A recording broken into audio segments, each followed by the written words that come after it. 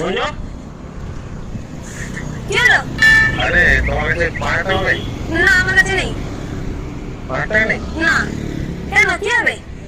দরকার ছিল। কি দরকার? তোমার কাছে আছে কি? না আমার কাছে নেই। আর কি দরকার তো সেটা বলবে। আরে 5 টাকা থাকলে ভালো হতো। আরে কি হতো সেটা বলবে তো। আরে 5 টাকা থাকলে হুম। তোমার কাছে আছে কি? না আমার কাছে নেই, তুমি বলো কি দরকার।